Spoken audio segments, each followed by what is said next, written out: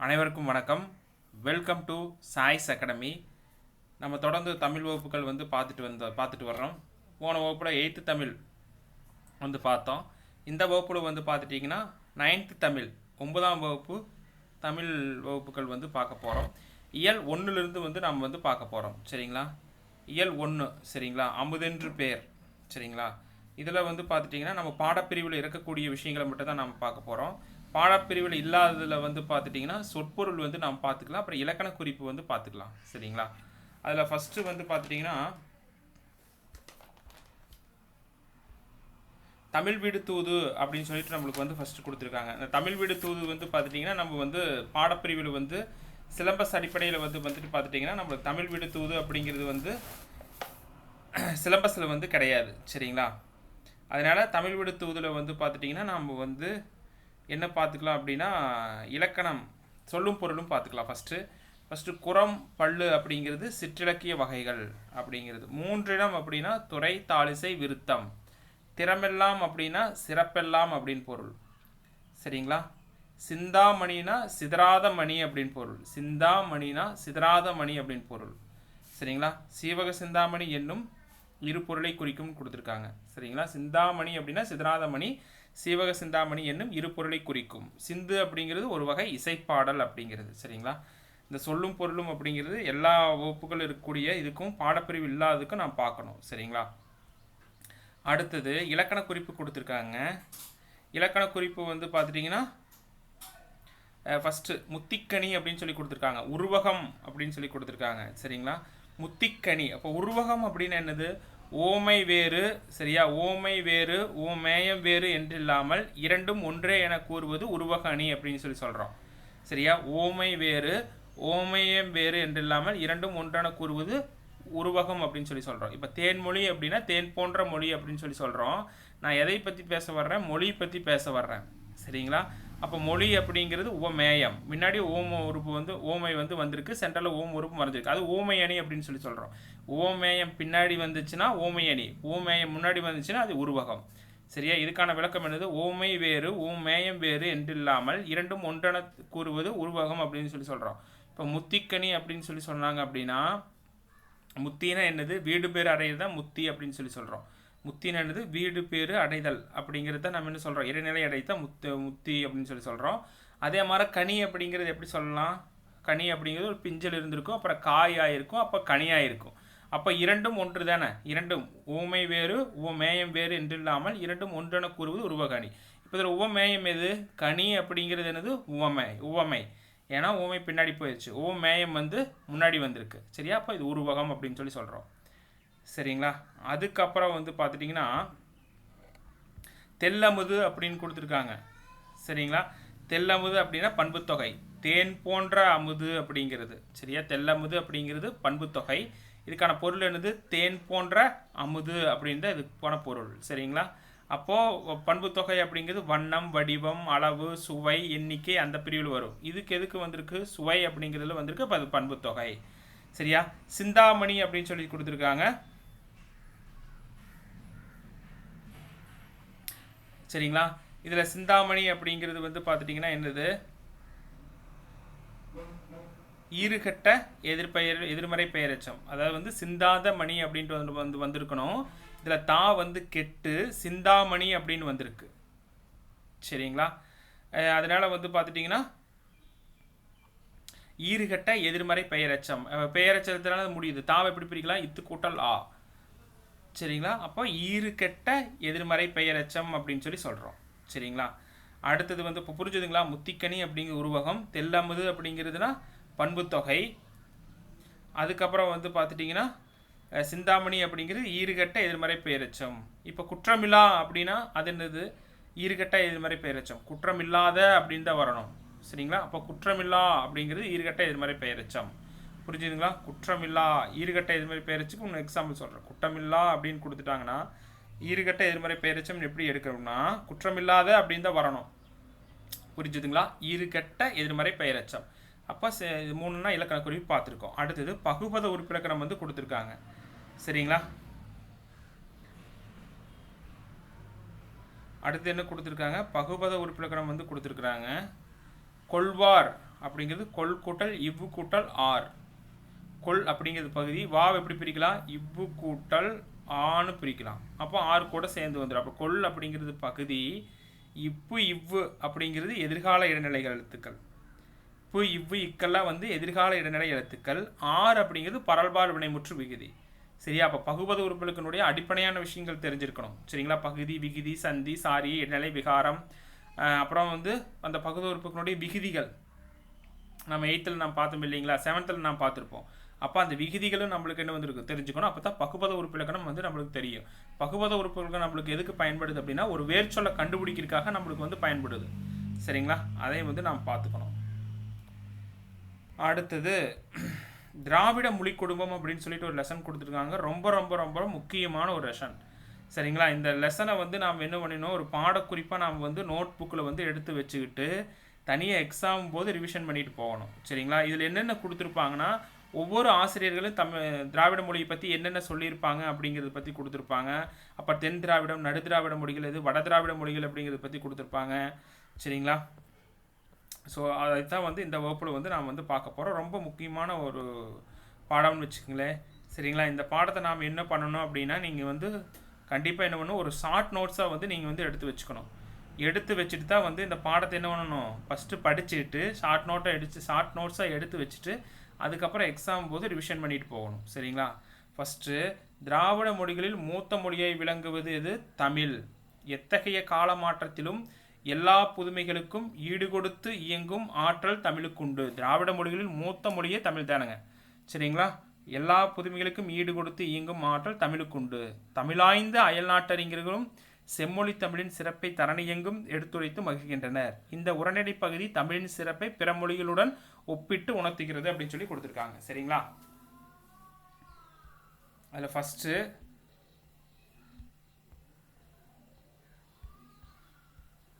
Line by நுடாமல் படித்து பார்த்துருங்க. சரிங்களா? தொடக்க காலத்தில் மனிதர் தமக்கு தோன்றிய எண்ணங்கள், மெய்ப்பாடுகள், சைகைகள், குரலொலிகள், ஓவியங்கள் முதலியவற்றின் மூலமாக பிறருக்கு தெரிவிக்க முயன்றான். அதாவது வந்து சைகைகள், குரலொலிகள், ஓவியங்கள் முதலியவற்றின் மூலமாக பிறருக்கு கருத்துக்களை வந்து தெரிவிக்க முயன்றார். இவற்றின் மூலம் பருப்பொருட்களை மட்டுமே ஓரளவு உணர்த்த முடிந்தது.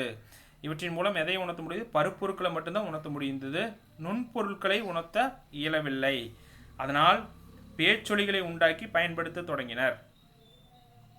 பேச்சு மொழி வந்து சரியா, பேச்சு மொழி வந்து மாறாது, எழுத்து மொழி வந்து மாறும். சரிங்களா? பேச்சொலிகளை வந்து உண்டாக்கி பயன்படுத்த தொடங்கினர். சைகையோடு சேர்ந்து பொருள் உணர்த்திய ஒளி காலப்போக்கில் தனியாக பொருள் உணர்த்தும் வலிமை பெற்று மொழியாக வளர்ந்ததுன்னு கொடுத்துருக்காங்க. சரிங்களா? அடுத்தது நீங்கள் ஒரு தொகுப்பாக இந்த பாடத்துலேருந்து ஒரு நோட்ஸ் எடுத்தீங்கன்னா ஒரு 2 பேஜ் மட்டும் எடுக்கலாங்க. சரிங்களா? மனிதனம் வாழ்ந்த இட அமைப்பு, இயற்கை அமைப்பு, மொழிகள் பல உருவாக காரணமாக அமைந்தன. சரிங்களா? அதாவது வந்து மனிதன் வாழ்ந்த இட அமைப்பும் இயற்கை அமைப்பும் மொழிகள் பல உருவாகிறதுக்கு வந்து காரணமாக அமைஞ்சிருக்குது அப்படின்னு சொல்லி கொடுத்துருக்காங்க. அடுத்தது உலகத்தில் உள்ள மொழிகள் எல்லாம் அவற்றின் பிறப்பு, அமைப்பு, உறவு, தொடர்பு ஆகியவற்றின் அடிப்படையில் பல மொழி குடும்பங்களாக பிரிக்கப்பட்டுள்ளன. சரியா? உயிரினங்களை பொது பண்புகளின் அடிப்படையில் குடும்பங்களாகவும் தொகுதிகளாகவும் வகுப்பதை போன்றே உலக மொழிகள் ஒப்புமை நோக்கில் குடும்பங்களாக பகுக்கப்படுகின்றன அப்படின்னு சொல்லி கொடுத்துருக்காங்க. சரிங்களா? அடுத்தது இதை வந்து ஜஸ்ட் வாட்ச் விட்டுங்க. அடுத்தது முக்கியமான விஷயம் என்ன அப்படின்னா, மொழிகளின் காட்சி சாலைன்னு கொடுத்துருக்காங்க. இந்தியாவில் பேசப்படும் மொழிகள் 1000க்கும் மேற்பட்டவை. இவற்றை 4 மொழி குடும்பங்களாக பிரிக்கின்றன. அப்போ மொழி குடும்பங்கள் வந்து 4 ஃபஸ்ட்டு தெரிஞ்சுக்கணும். இந்தோ ஆசிய மொழிகள், திராவிட மொழிகள், ஆஸ்திரோ ஆசிய மொழிகள், சீன திபெத்திய மொழிகள் என்று அழைக்கப்படுகின்றன. பல மொழிகளும் இங்கு பேசப்படுகின்றன. இதனால் இந்திய நாடு மொழிகளின் காட்சி சாலையாக திகழ்கிறது என்று சா அகத்தியலிங்கம் குறிப்பிடுகிறார். சரியா? அப்போ இதில் முக்கியமானது இந்திய நாடு மொழிகளின் காட்சி சாலையாக விளங்குகிறது என கூறியவர் யார்? சா அகத்தியலிங்கம். இது ரொம்ப முக்கியம். இந்தியாவில் பேசப்படும் மொழி குடும்பங்கள் 4. இது ரொம்ப ரொம்ப முக்கியம். சரிங்களா? அப்போ இந்த பேஜில் 2 விஷயங்கள் ரொம்ப ரொம்ப முக்கியம். சரிங்களா? கேட்கலாம். அடுத்தது வந்து பார்த்துட்டிங்கன்னா, இந்திய நாடு மொழிகளின் காட்சி சாலையாக விளங்குகிறதுன்னு சொன்னவர் யார்? அகத்தியலிங்கம். இதுக்கான ஷார்ட்கட் எப்படி நாம் வச்சுக்கலாம்? நீங்கள் ஒரு ஷார்ட்கட் அப்படிங்கிறது நம்ம பேச்சுவாக்கில் நாம் வச்சுக்கிறது தான். இப்போ லிங்கம் அப்படிங்கிறது சிவனுடைய உருவம் அப்படின்னு சொல்லி சொல்லுவோம். சரியா? அப்போ சிவன் வந்து நம்மளுக்கு காட்சி கொடுக்குறாரு அப்படின்னு நாம் வச்சுக்கோங்க. அவ்வளோதான், முடிஞ்சிச்சு. சிவன் வந்து நம்மளுக்கு காட்சி கொடுக்குறாரு அப்படிங்கிறது நாம் வச்சுக்கோங்க. அவ்வளோதான். சரிங்களா? அடுத்தது வந்து பார்த்துட்டிங்கன்னா உலகில் குறிப்பிடத்தக்க பழமையான நாகரிகங்களுள் இந்திய நாகரிகம் ஒன்று. மொகஞ்சதாரோ கரப்பா அகழ்வாய்வுக்கு பின்னர் இது உறுதிப்படுத்தப்பட்டுள்ளது. உலகின் குறிப்பிடத்தக்க பழமையான நாகரிகம் இந்திய நாகரிகம் ஒன்று. இது மொகஞ்சதாரோ கரப்பா அகழ்வாய்வுக்கு பின் இது உறுதிப்படுத்தப்பட்டுள்ளது கொடுத்துருக்காங்க. இதை திராவிட நாகரிகம் என்று, சரியா, இதை திராவிட நாகரிகம் சொன்னவர் யாரு? சுனிதி குமார், அப்புறம் ஐராவத மகாதேவன் முதலான அறிஞர்கள் கருதுகின்றனர். திராவிடர் பேசிய மொழியே திராவிட மொழி எனப்படுகிறது. திராவிடர் பேசிய மொழி தான் இருந்துங்க திராவிட மொழி அப்படின்னு சொல்லி சொல்றாங்க. அடுத்தது திராவிடம் என்னும் சொல்லை முதல் முதலில் குறிப்பிட்டவர் யாருன்னா குமரிலை பட்டர். பட்டுன்னு வந்து சொல்லிட்டார். திராவிடம் என்னும் சொல்ல முதல்ல பட்டுன்னு சொன்னவர் யாரு? குமரிலை பட்டர். தமிழ் என்னும் சொல்லிலிருந்து தான் திராவிடம் என்னும் சொல் பிறந்தது என்று மொழி ஆராய்ச்சியாளர்கள் கருதுகின்றனர். ரொம்ப முக்கியம். தமிழ் அப்படிங்கிற சொல்லிலிருந்து தான் திராவிடம் என்ற சொல் பிறந்தது என்று மொழி ஆராய்ச்சியாளர்கள் கருதுகின்றனர்.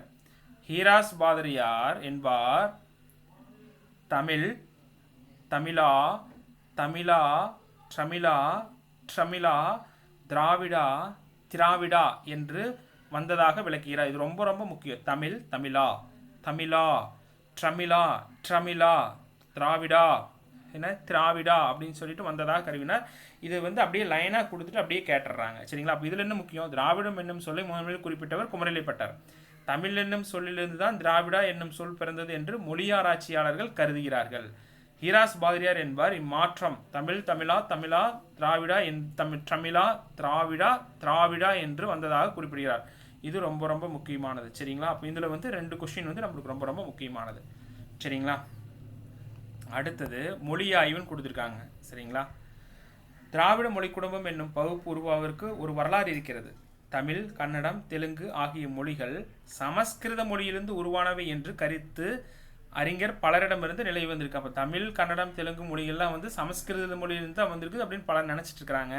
பல அறிஞர்கள் கருத்து வந்து இருந்திருக்கு.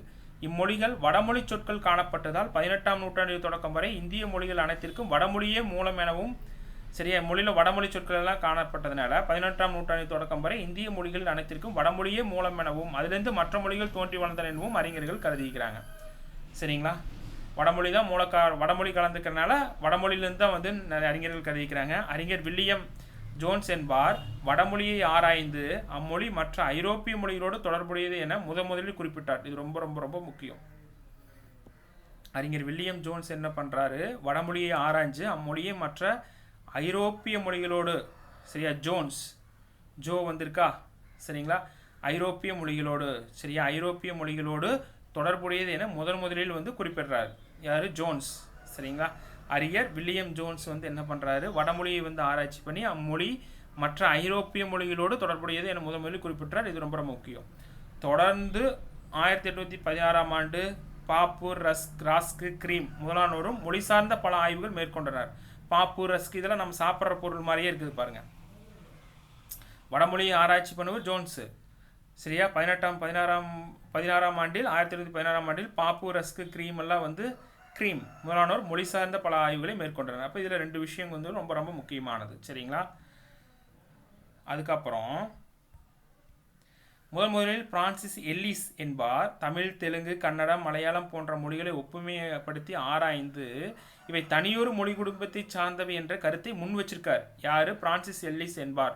ரொம்ப ரொம்ப ரொம்ப முக்கியம். பிரான்சிஸ் எல்லிஸ் என்பார் தமிழ், தெலுங்கு, கன்னடம், மலையாளம் போன்ற மொழிகளெல்லாம் ஒப்புமைப்படுத்தி ஆய்ந்து இவர் தனியொரு மொழி குடும்பத்தை சார்ந்தவை. இப்போ எலியெல்லாம் வந்து ஒரு தனியொரு குடும்பத்தை சார்ந்திருக்கும். எலியெல்லாம் வந்து பார்த்துட்டிங்கன்னா, சரிங்களா, ஒரு தனியொரு குடும்பத்தை சார்ந்திருக்கும். அவ்வளவுதான். பிரான்சிஸ் எல்லிஸ் இம்மொழிகளை ஒரே இனமாக கருதி தென்னிந்திய மொழிகள் எனவும் பெயரிட்டார். இப்போ தென்னிந்தியாவில் தான் எலிகள் எல்லாம் அதிகமாக இருக்குது. எலிகள் வந்து தனியொரு குடும்பத்தை சேர்ந்திருக்கும். தென்னிந்தியாவில் தான் அதிகமாக இருக்கும். அப்போ தென்னிந்திய மொழிகளை ஒரே இனமாக கருதி தென்னிந்திய மொழிகள் என பெயரிட்டார். அவ்வளோதாங்க. சரியா? பிரான்சிஸ் எல்லிசன் தமிழ், தெலுங்கு, கன்னடம், மலையாளம் போன்ற மொழிகளை ஒப்புமைப்படுத்தி ஆய்ந்து இவை தனியொரு மொழி குடும்பத்தை சேர்ந்த என்ற கருத்தை வந்து முன் வச்சாரு. இம்மொழிகளை ஒரே இனமாக கருதி தென்னிந்திய மொழிகள் என பெயரிட்டார். சரியா? அவ்வளோதான். அடுத்தது இதனை ஒட்டி இந்த பாக்ஸ் அப்புறம் பார்த்துக்கலாம். ரொம்ப ரொம்ப முக்கியமான பாடங்க நம்ம பாடப்பிரிவில் இருக்குது. இதனை ஒட்டி மால்தோ, தோடா, கோண்டி முதலான மொழிகள் பற்றிய ஆய்வுகள் மேற்கொள்ளப்பட்டன. அடுத்தது 1856 திராவிட மொழிகளின் ஒப்பிலக்கணம் என்னும் நூலில் கால்டுவெல் திராவிட மொழிகள் ஆரிய மொழி குடும்பத்திலிருந்து வேறுபட்டவை எனவும் இம்மொழிகள் சமஸ்கிருத மொழிகளுக்குள் செல்வாக்கு செலுத்தியுள்ளன எனவும் குறிப்பிட்டுள்ளார். எப்போ 1856 திராவிட மொழிகளின் ஒப்பிலக்கணம். சரியா? இப்போ சரிங்களா, 1856 திராவிட மொழிகளின் ஒப்பிலக்கம் என்ற நூலை எழுதியவர் யார்? கால்டுவெல். சரியா? அவர் அந்த நூலில் திராவிட மொழிகள் ஆரிய மொழி குடும்பத்திலிருந்து வேறுபட்டவை எனவும் இம்மொழிகள் சமஸ்கிருத மொழிக்குள்ளும் செல்வாக்கு செலுத்தியுள்ளன எனவும் குறிப்பிட்டுள்ளவர். அப்போ சமஸ்கிருத மொழிக்குள்ளும் செல்வாக்கு செலுத்தியுள்ளன அப்படிங்கிற சொன்னவர் யாரு? கால்டுவெல் வந்து சொல்லியிருக்கார். இது ரொம்ப ரொம்ப ரொம்ப முக்கியம். இலக்கணக்கூறுகளை சுட்டிக்காட்டி திராவிட மொழிகளுக்குள் இருக்கும் ஒற்றுமைகளை எடுத்துரைத்தார். யாரு? திராவிட மொழிகளுக்குள்ள ஒற்றுமையை எடுத்து ஒப்பிட்டு காட்டினவர் யாரு? கால்டுவெல். சரியா? கால்டுவெல்லுக்கு பின்னர் KV சுப்பையா, SV ராமசாமி, பரோ, எமினோ, கபில் சுலமில், ஆந்திரனோவ், தேப்போப்பு மீனாட்சி சுந்தரம், BS கிருஷ்ணமூர்த்தி முதலான அறிஞர்கள் திராவிட மொழிகளை ஆராய்ந்து பெரும் பங்களிப்பு செய்தவர்களில் குறிப்பிடத்தக்கவர்கள் ஆவர். சரியா? அப்போ இந்த பேஜ் ரொம்ப ரொம்ப முக்கியமானது. இல்லை எப்படி கொஸ்டின் கேட்கலாம்? 1856 திராவிட மொழிகளின் ஒப்பிலக்கம் என்ற நூலை எழுதியவர் யார்? திராவிட மொழிகளை ஆரிய மொழி குடும்பத்திலிருந்து வேறுபட்ட எனவும் இம்மொழிகள் சமஸ்கிருத மொழிக்குள்ளும் செல்வாக்கு செலுத்தியுள்ளவும் குறிப்பிட்டவர் யார்? இதனை மேலும் உறுதிப்படுத்தி பல்வேறு இலக்கண கூறுகளை சுட்டிக்காட்டி திராவிட மொழிக்குள் இருக்கும் ஒற்றுமைகளை எடுத்துரைச்சிருக்காரு. சரிங்களா? அடுத்தது திராவிட மொழி குடும்பம். திராவிட மொழி குடும்பம் மொழிகள் பரவிய இது ரொம்ப ரொம்ப முக்கியம். திராவிட மொழி குடும்பம் மொழிகள் பரவிய நில அடிப்படையில். சரியா? நில அடிப்படையில் தென் திராவிட மொழி, வட திராவிட மொழி, நடு திராவிட மொழி என 3ஆக பிரிக்கப்பட்டுள்ளது. நில அடிப்படையில். இது ரொம்ப ரொம்ப ரொம்ப முக்கியம். திராவிட மொழி குடும்பம்னு 4, ஆனால் நில அடிப்படையில் 3. திராவிட மொழி குடும்பத்தில் உள்ள தமிழ், கன்னடம், மலையாளம் முதலானவை தென் திராவிட மொழிகள் எனவும் தமிழ், கன்னடம், மலையாளம் முதலானவை தென் திராவிட மொழிகள் எனவும் தெலுங்கு முதலானவை சில மொழிகள் நடு திராவிட மொழிகள் எனவும் பிராகி முதலானவை வட திராவிட மொழிகள் எனவும் பகுக்கப்பட்டுள்ளன. திராவிட மொழி குடும்பத்தில் தமிழ், கன்னடம், மலையாளம் முதலானவை தென் திராவிட மொழிகள், தெலுங்கு வந்து நடு திராவிட மொழி, பிராகி முதலானவை வட திராவிட மொழிகள்.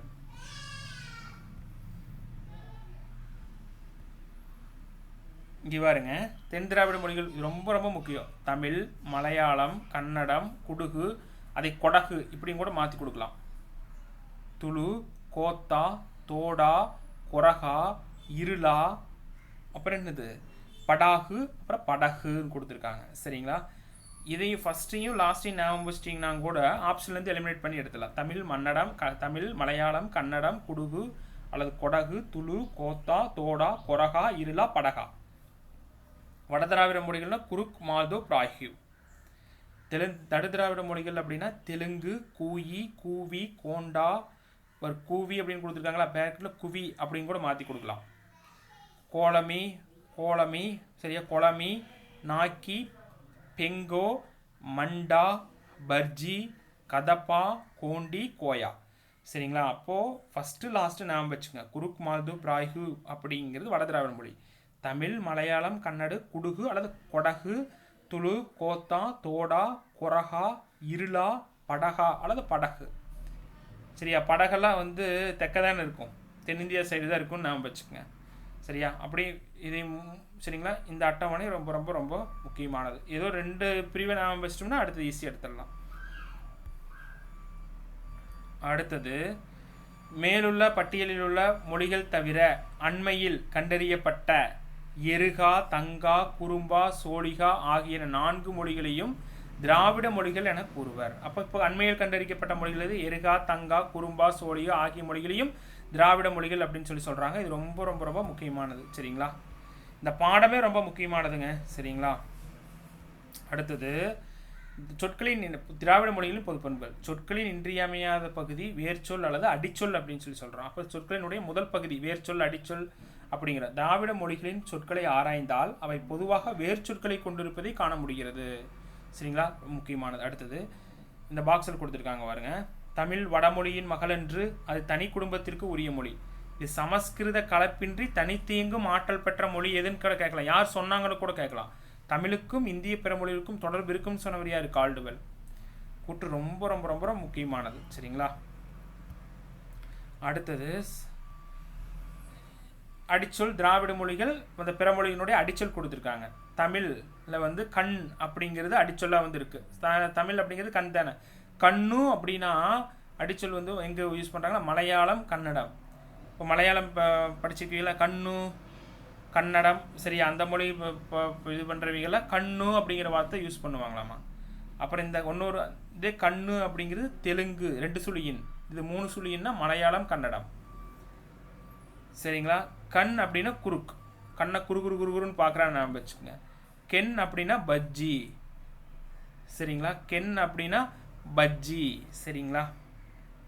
இப்போ கருணாஸ், சினிமா நடிகர் கருணாஸோட பையன் வந்து கென் தானுங்க. அவர் பஜ்ஜி ரொம்ப பிடிக்கும்னு நான் வச்சுக்கேன். கொன் அப்படின்னா தோடா, கொன்று உண்டா தோடா அப்படிங்கிற மாதிரி நான் வச்சுக்கேன். அவ்வளோதான்.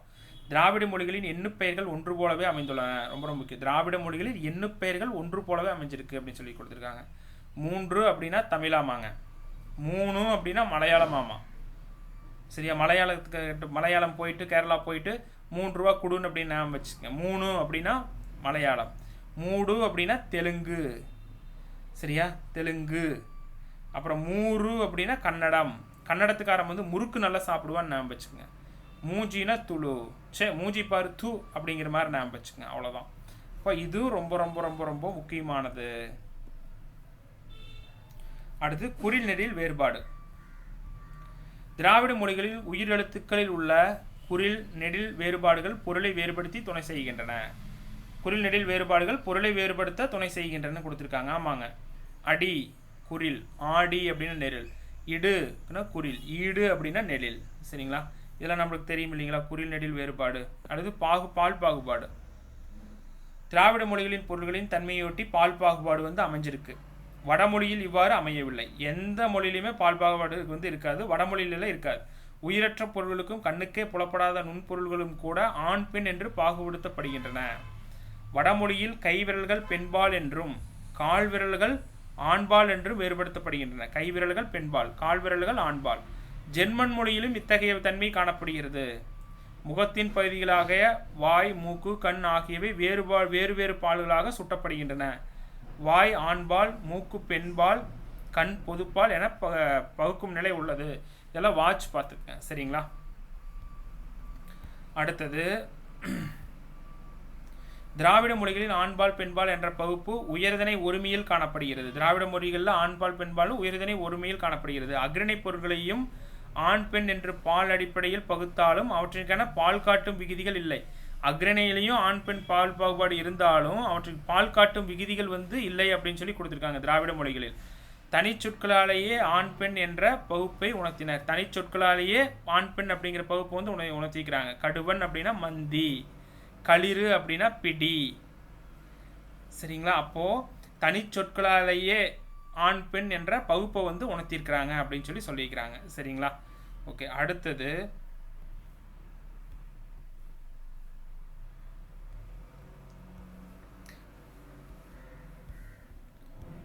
உயர்திணையில் ஆண்பால் பெண்பால் பகுப்பு மாறாக திராவிட மொழிகளில் மலையாள மொழியில் மட்டுமே அமைந்துள்ளது. பாருங்கள், இது ரொம்ப ரொம்ப ரொம்ப முக்கியமானது.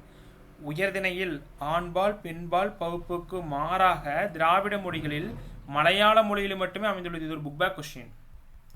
அம்மொழியில் திணைப்பால் எண் ஆகியவற்றை உணர்த்தும் பால்காட்டு பகுதிகள் இல்லை. எங்க மலையாளத்தில் தனிச்சொற்களாலேயே ஆண் பெண் பகுப்பை அறிந்து கொள்ள முடியும். தனிச்சொற்களாலேயே என்னதுங்க ஆண் பெண் பகுப்பை வந்து அறிஞ்ச முடியும். சரிங்களா. இப்போது ஆணைக்குன்னா தனியாக ஆண் யானைக்கு பெண் யானைக்கு நம்ம தனியாக சொல்கிறோம் இல்லைங்களா, அந்த மாதிரி தான் நம்ம மேலே பார்த்தோம் இல்லையா. கடுவன் அப்படின்னா மந்தி, களிரி அப்படின்னா பிடி, ஆணை குறிக்கக்கூடியது. சரிங்களா. அந்த மாதிரி இவ்வாறு திராவிட மொழிகள் சில பொது பண்புகளை பெற்றிருந்தாலும் அவற்றுக்குள் தமிழுக்கென்று சில சிறப்பு கூறுகளும் தனித்தன்மைகளும் உள்ளனன்னு சொல்லி கொடுத்துருக்காங்க. சரிங்களா. அப்போது முக்கியமில்லாத விஷயங்கள், அதாவது வந்து இந்த பாடமே ரொம்ப ரொம்ப முக்கியம்தான். முக்கியமான விஷயங்களை நம்ம ஒரு பாடக்குறிப்பாக நம்ம எடுத்து வச்சுக்கணும். சரிங்களா. ஏற்கனவே பார்த்த மாதிரி ஆங்கிலம் போன்ற மொழிகளில் வினைச்சொல் காலத்தை மட்டுமே காட்டும் தவிர, வினைச்சொல் வந்து ஆங்கிலம் போன்ற மொழியில் வினைச்சொல் காலத்தை காட்டுமே தவிர திணைப்பால் எண்ணிடம் ஆகிய வேறுபாட்டை வந்து காட்டுவதில்லை.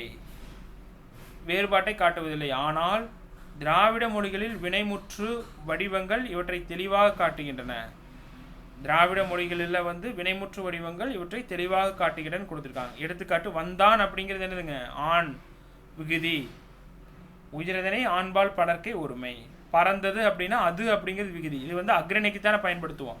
அக்ரிணை படர்க்கை ஒருமை அப்படின்னு சொல்லி கொடுத்துருக்காங்க. சரிங்களா? அடுத்து தமிழினுடைய தனித்தன்மைகள் வந்து கொடுத்துருக்காங்க. தொன்மையும் தனித்தன்மையும் வாய்ந்த இலக்கண இலக்கியம் உடையது தமிழ் மொழியாகும். Ilangai, Malaysia, Burma, Singapore, Indonesia, Fiji தீவு ஆகிய நாடுகளில் மட்டுமில்லாமல் தென்னாப்பிரிக்கா, Mauritius, England, Guyana, Madagascar, Trinidad, Australia, Canada போன்ற உலக நாடுகளிலும் பேசப்படும் பெருமையுடையது தமிழ். திராவிட மொழிகளில் பிற மொழி தாக்கமும் மிகவும் குறைந்து காணப்படும் மொழியே தமிழாகும். திராவிட மொழிகளில் பிற மொழியினுடைய தாக்கம் மிகவும் குறைந்து காணப்படக்கூடிய மொழி தமிழ். தமிழ் மொழி திராவிட மொழிகளின் சிலவற்றிற்கு தாயை மொழியாக கருதப்படுகிறது. அப்போ தமிழ் மொழி திராவிட மொழிகளின் சிலவற்றுக்கு தாயாக கருதப்படுகிறது கொடுத்துருக்காங்க. சரிங்களா? அடுத்தது, ஒரு பொருளை குறிக்க பல சொற்கள் அமைந்து சொல்வளம் சொல்லாட்சியும் நிரம்ப பெற்ற மொழி தமிழ் மொழியாகும். சரியா? அப்போ ஒரு பொருளை குறிக்க பல பெயர்கள் இருந்து சொல்வளம் நினைக்கும் சொல்வளம் சொல்லாட்சி பெற்ற மொழி தமிழ் மொழி. அடுத்தது, இந்தியாவின் தொன்மையான கல்வெட்டுகளில் பெரும்பாலானவை தமிழ் மொழியிலேயே அமைந்துள்ளன. தமிழின் பல வேர் சொற்கள் ஒளியன்கள். சரியா? அடிப்படை ஒளிகள் அப்படிங்கிறத ஒளியன்கள் அப்படின்னு சொல்லி சொல்கிறோம். ஒளி, இடம்பெயர்தல் என்ற விதிப்படி பிற திராவிட மொழிகளின் வடிவம் மாறியிருக்கின்றன. அப்போ தமிழினுடைய பல வேர் சொற்களின் ஒளியன்கள், அடிப்படை ஒளிகளுக்கு தான் ஒளியன்கள் அப்படின்னு சொல்லி சொல்கிறாங்க. ஒளி, இடம்பெயர்தல் என்ற விதிப்படி பிற திராவிட மொழிகளின் வடிவம் மாறி இருக்குன்னு சொல்லிக்கிறாங்க. சரிங்களா? அடுத்தது, மொழிகளின் வடிவம் மாறியிருக்கின்றன. சுட்டுப்பெயர்களும் மூவிடப்பெயர்களும் பெரும்பாலும் குறிப்பிடத்தக்க மாற்றங்களை பெற்றிருக்கின்றன அப்படின்னு சொல்லி கொடுத்துருக்காங்க. சரிங்களா? அதுக்கப்புறம், அத்துடன் தனித்தன்மை மாறுபடாமல் காலந்தோறும் தன்னை புதுப்பித்துக் கொள்ளும் பண்பு கொண்டதாகவும் தமிழ்மொழி விளங்குகிறது. எனவே பிற திராவிட மொழிகளை விட ஒப்பியல் ஆய்வுக்கு பெருந்துணையாக தமிழ்மொழி அமைகிறது. தமிழ்மொழி மூலத்திராவிட மொழியின் பண்புகள் பலவற்றை பேணி பாதுகாத்து வருகிறது கொடுத்துருக்காங்க. தமிழ்மொழி மூலத்திராவிட மொழிகளின் பண்புகளை பலவற்றை பேணி காத்து வருகிறதுன்னு சொல்லி கொடுத்துருக்காங்க. சரிங்களா? இதெல்லாம் ஜஸ்ட் வந்து வாட்ச்க்கு விட்டுக்குங்க. தமிழ் மொழியினுடைய செம்மொழிக்குரிய தகுதிப்பாடுகள் வந்து கொடுத்துருக்காங்க. சரியா? தொன்மை, செம்மொழியை ஒரு மொழி அறிவிக்கணும்னா அதுக்கான தகுதிகள்: தொன்மை, பிறமொழி தாக்கமின்மை, தூய்மை, தனித்தன்மை, இலக்கிய வளம், இலக்கணச் சிறப்பு, பொதுமை பண்பு, நடுநிலைமை, பண்பாடு, கலை, பட்டறிவு, வெளிப்பாடு, உயர் சிந்தனை, கலை இலக்கிய தனித்தன்மையினுடைய வெளிப்பாடு, மொழி கோட்பாடு. இப்போ இது செம்மொழிக்குரிய தகுதி கோட்பாடு மொத்தம் 11 கொடுத்துருக்காங்க. இதை கொடுத்துட்டும் கூட ஆப்ஷனில் வந்து கேட்கலாம். ஏன்னா ஸ்கூல் புக்கில் இந்த பாடம் ரொம்ப முக்கியம்னான்னு நான் சொல்கிறேன். தொன்மை, பிறமொழி தாக்கமின்மை, தூய்மை, தனித்தன்மை, இலக்கிய வளம், இலக்கணச் சிறப்பு, பொதுமை பண்பு, நடுநிலைமை, பண்பாடு, கலை, பட்டறிவு, வெளிப்பாடு, உயர் சிந்தனை, கலை இலக்கிய தனித்தன்மை, வெளிப்பாடு, மொழி கோட்பாடு. சரிங்களா? சரிங்களா? இந்த செம்மொழிக்குரிய தகுதி கோட்பாடுகள் அப்படிங்கிறதும் ரொம்ப ரொம்ப முக்கியமானது. சரிங்களா? அதுக்கப்புறம், திராவிட மொழிகளின் பழமையான இலக்கிய இலக்கணங்கள் அப்படின்னு சொல்லி கொடுத்துருக்காங்க. அப்போ இதனால் மட்டும் பார்த்தது வந்து பார்த்துட்டிங்கன்னா முக்கியமான ஆசிரியருடைய குறிப்பு முக்கியம். அதுக்கப்புறம் இந்த பாக்ஸ் ரொம்ப முக்கியம். தென் திராவிட மொழி, நடு திராவிட மொழி, வட திராவிட மொழி. அப்போது அதுக்கப்புறம் வந்து பார்த்துட்டிங்கன்னா இந்த வடமொழியின் மகள் என்று நிறைய எக்ஸாம்பிள் கேட்டிருக்காங்க. கால்டுவெல்னுடைய கூற்று. இந்த அடிச்சொற்கள் பார்த்துக்குங்க. தன் அப்படின்னா தமிழ், கண்ணூனா மலையாளம், கன்னடம். அதுக்கப்புறம் 2 சொல்லி நான் வந்து தெலுங்கு, குடகு. கண் அப்படின்னா குறுகுறுன்னு பார்க்குறான் அப்படிங்கிறது. கென் அப்படின்னா பஜ்ஜி, கென் வந்து பஜ்ஜி சாப்பிடுவார். கொன்னா தோடா, கொன்றுவேன், தோடா அப்படிங்கிறது. 3னா தமிழ், 3னா மலையாளம், 3 அப்படின்னா தெலுங்கு, 3 அப்படின்னா கன்னடம். கன்னடத்துக்காரன் வந்து முறுக்கு அதிகமாக சாப்பிடுவான். மூஞ்சினா துளு. இதை பார்த்துக்குங்க. சரிங்களா? இந்த மாதிரி முக்கியமான இந்த பாடத்தையே நீங்கள் எடுத்துட்டிங்கன்னா 2 பேஜ் தான் வந்து நம்ம வந்து முக்கியமானதெல்லாம் விஷயம். அப்போ தமிழ்மொழி செம்மொழிக்கான கோட்பாடுகள்: தொன்மை, பிறமொழி தாக்கமின்மை, தூய்மை, தனித்தன்மை, இலக்கிய வளம், இலக்கணச் சிறப்பு, பொதுப்பன்மை, நடுநிலைமை, பண்பாடு, கலை, பட்டறி, வெளிப்பாடு, உயர் சிந்தனை, கலை இலக்கிய தனித்தன்மை, வெளிப்பாடு, மொழி கோட்பாடு. சரிங்களா? இதெல்லாம் நம்ம படித்த மாதிரி எல்லாமே நம்மளுக்கான தெரிஞ்ச விஷயங்கள் தானே. அடுத்தது, திராவிட மொழியினுடைய பழமையான இலக்கண இலக்கியங்கள் எப்படிங்கிறது. தமிழ், சரியா? சங்க இலக்கியம், பொது ஆண்டு 5ஆம் நூற்றாண்டு டு 2ஆம் நூற்றாண்டு அளவில். சரியா? இலக்கண நூல் வந்து தொல்காப்பியம். சரியா? இதனுடைய காலம் வந்து பார்த்துட்டிங்கன்னா அதுக்கப்புறம் இலக்கண நூல். சரியா? இலக்கியம்னா சங்க இலக்கியம் 5 முதல் 2ஆம் நூற்றாண்டு. தொல்காப்பியம் வந்து இலக்கண நூல், காலம் வந்து 3ஆம் நூற்றாண்டு முதல் 3ஆம் நூற்றாண்டு அளவில். தமிழ் இலக்கிய வரலாறு மு வரதாசனுடைய சாகித்ய அகாடமி வந்து பெற்றது. சரிங்களா? தமிழ் இலக்கிய வரலாறு மூவா சாகித்ய அகாடமின்னு கொடுத்துருக்காங்க. சரிங்களா. கன்னடம் அப்படிங்கிறது இலக்கியம் வந்து கவிராஜ மார்க்கம், எடுத்துக்காட்டு பாடநூல்கள். அடுத்தது வந்து 9ஆம் நூற்றாண்டு. சரியா. இலக்கண நூல் வந்து அதே கவிராஜ மார்க்கம் 9ஆம் நூற்றாண்டு. இந்திய இலக்கண கொள்கையின் பின்னணியில் தமிழ் இலக்கணம் அப்படிங்கிறது எழுதுனது யாருன்னா சேவை சண்முகம். சரியாலா. சரிங்களா. அடுத்தது தெலுங்கு. சரியா. இலக்கியம் அப்படின்னா எதுங்க? பாரதம். பொதாண்டு 11ஆம் நூற்றாண்டு. இலக்கணம் வந்து ஆந்திர பூஷணம். வித்தியாசமாக இருக்குது பாருங்கள். ஆந்திரா தெலுங்கு. பொதாண்டு 12ஆம் நூற்றாண்டு இதனுடைய காலம். மலையாளில் ராமசரிதம். சரியா. பொதாண்டு 12ஆம் நூற்றாண்டு. லீலாதிகம் வந்து இலக்கிய நூல்கள். பொதாண்டு 15ஆம் நூற்றாண்டு. மலையாள இலக்கிய வரலாறு சாகித்ய அகாடமி. சரியா. மலையாள இலக்கிய வரலாறு வெளியிட்டது யார்? சாகித்ய அகாடமி. சரிங்களா. அப்போ இதில் என்ன? திராவிட மொழியினுடைய பழமையான இலக்கிய இலக்கண நூல்கள் நாம் ஏற்கனவே நீங்கள் படிச்சிருப்பீங்க. இது ஜஸ்ட் தெரிஞ்சுக்குங்க. சரிங்களா. இது ரொம்ப ரொம்ப முக்கியமானதான். சரியா. இப்போ இது முக்கியமில்லைன்னு சொல்ல கிடையாது. சங்க இலக்கியம்னா எந்த நூற்றாண்டு? தொல்காப்பியம் பழமையான இலக்கண நூல் 3ஆம் நூற்றாண்டு அளவில். கன்னடம்னா கவிராஜ மார்க்கம். அதே கவிராஜ மார்க்கம் இலக்கிய நூல் 9ஆம் நூற்றாண்டு. இது 9 ஈஸியாக நாம் வச்சுக்கலாம். தெலுங்கு பாரதம் 11ஆம் நூற்றாண்டு. ஆந்திர பூஷணம் 12ஆம் நூற்றாண்டு. சரிங்களா. அடுத்தது மலையாளம்னா ராமசரிதம் லீலா திலகம். இது 12ஆம் நூற்றாண்டுனா இலக்கியம், இது 15ஆம் நூற்றாண்டு இலக்கணம். சரிங்களா. இந்த மாதிரி முக்கியமானதெல்லாம் வந்து நாம் வந்து பார்த்துக்கணும். சரிங்களா. சரி. அடுத்தது வந்து பார்த்துட்டிங்கன்னா திராவிட மொழியினுடைய சொல் ஒற்றுமை அப்படின்னு சொல்லி கொடுத்துருக்காங்க. இது பாருங்கள், இதுவும் ரொம்ப ரொம்ப முக்கியமானதுங்க. சரிங்களா. தமிழ் மரம் இது கொஞ்சம் டிஃப்ரெண்ட்டாக இருக்குது, படிக்கிறதுக்கே கொஞ்சம் டிஃப்ரெண்ட்டாக இருக்கும். ஒன்றும் சொல்ல முடியாது. இந்த பாடத்துலேருந்து நம்ம பாடப்பிரிவில் சிலம்பஸில் இருக்கிறதுனால கொஷின் கேட்டால் எப்படியா இருந்தாலும் நம்ம ஆன்சர் பண்ணுற அளவுக்கு நம்ம ரெடி ஆகிக்கணும். தமிழில் மரம். சரியா. 1 அப்படிங்கிற தமிழ், 100 அப்படிங்கிற தமிழ். சரியா. நீ அப்படிங்கிறது தமிழ், 2 அப்படிங்கிறது தமிழ், 4 அப்படிங்கிறது தமிழ், 5 அப்படிங்கிறது தெரிஞ்சு ஃபஸ்ட் தமிழெல்லாம் படிச்சுக்கங்க. மலையாளம் அப்படின்னா மலையாளத்திலே மறத்தலாமா. இங்கே 1 அப்படிம்பாங்களாமாங்க. 100 தான். நீன நீ. 2 அப்படி மலையாளம். 4 4 அப்படிங்கிறது மலையாளம். 5 அப்படின்னு சொல்லி சொல்கிறாங்க. சரியா. 5 அப்படிங்கிறது என்னதுங்க? ஒரு முற்றுப்போலி. சரிங்களா. அடுத்து தெலுங்கில் வந்து மானு அப்படின்னு சொல்லுவாங்க. மரத்தை மானு அப்படிங்கிறாங்க. 1 வந்து ஒகடி அப்படிங்கிறாங்க. 100 வந்து 100 அப்படிங்கிறாங்க. நீவு அப்படிங்கிறாங்க. 2 வந்து 2 அப்படிங்கிறாங்க. 4 4 அப்படிம்பாங்க. 5 5 அப்படிங்கிறாங்க. கன்னடத்தில் வந்து மரத்தை மரம் அப்படின்னு தான் சொல்கிறாங்க. ஒகடியை 1 அப்படிங்கிறாங்க. 1 அப்படிங்கிறாங்க. 100 வந்து 100 அப்படிங்கிறாங்க. நீன் அப்படிங்கிறாங்க. அதுக்கப்புறம் 2 2 அப்படிங்கிறாங்க. 4 4 அப்படிங்கிறாங்க. 5 5 அப்படிங்கிறாங்க. சரிங்களா. இதெல்லாம் நீங்கள் பார்த்துக்கணும். மரம் அப்படின்னா மர. 1னா ஒஞ்சி. 100னா 100. நீனா ஈ. 2னா ரெட்டு. 4னா 4. 5னா அணு. சரிங்களா. ஆனால் இதனால் மட்டும் என்ன அப்படின்னா பெருசாக நாம் எக்ஸாமில் வந்து இதெல்லாம் நாம் எதிர்பார்த்துருக்க மாட்டோம். ஆனால் இப்போ சிலம்பஸை வந்து ஃபுல்லாகவே நம்மளுக்கு வந்து தமிழ் சிலம்பஸை வந்து குறைச்சிருக்காங்க இல்லைங்களா. அப்படிங்கும்போது வந்து பார்த்துட்டிங்கன்னா இந்த இது சம்மந்தமாக ஏதாவது ஒரு கொஷின் ஏதாவது கேட்டுருவாங்களோ அப்படிங்கிறதுக்காக தான் நம்ம இதெல்லாம் வந்து நம்ம பார்க்க வேண்டியதாக இருக்குது. சரிங்களா. அப்போது இதையும் நாம் என்ன பண்ணணும், முக்கியமாக எக்ஸாம் டைம் வரும்போது ஒரு ரிவிஷன் மாதிரி பண்ணிட்டு போயிட்டால் ஒரு நல்லது. சரிங்களா. அடுத்தது வந்து பார்த்துட்டிங்கன்னா உயர்தனி செம்மொழியாக ஒளிரும் தமிழ்னு சொல்லி கொடுத்துருக்காங்க. இது வந்து புது புக்கிலையும் மட்டும்தான் இருக்குது. இது நியூ எடிஷன். சரிங்களா. அதனால் இந்த பாக்ஸ் கொடுத்துருக்காங்க. அந்த பழைய புக்கில் வந்து இது கொடுத்துருக்க மாட்டாங்க. உலக செம்மொழிகளின் வரிசையில் தமிழுக்கு ஈடில்லாத ஒரு தனித்தன்மை உண்டு. 2000 ஆண்டுகள் பழமை வாய்ந்த செவ்வியல் இலக்கண களஞ்சியமாகவும் மூத்த திராவிட மொழி இலக்கிய அணிகலன்களின் கவசமாகவும் தமிழ்மொழி வந்து விளங்குகிறதுன்னு கொடுத்துருக்காங்க. அடுத்தது எண்ணற்ற கவிதைகள், செய்யுள்கள், பாடல்களின் கோவைகளை கொண்ட மொழி கிறித்துவின் முதலாண்டுக்கு முன்னேயே நிலை பெற்றதாகும். தங்குதடையின்றி பொங்கும் வளமையுடன் பொலிவார்ந்து ஓங்கிய வளர்ச்சியுடன் நூற்றாண்டுகள் பல கடந்தும் இன்றும் தன் சீரழமை திறம் குன்றாமல் தமிழ்மொழி விளங்குகிறதுன்னு சொல்லி கொடுத்துருக்காங்க. தமிழ்மொழியினுடைய சிறப்பு. தென்னிந்தியாவில் தமிழ்மொழி 6 கோடி தமிழரின் அன்றாட வாழ்வில் நடனமிடும்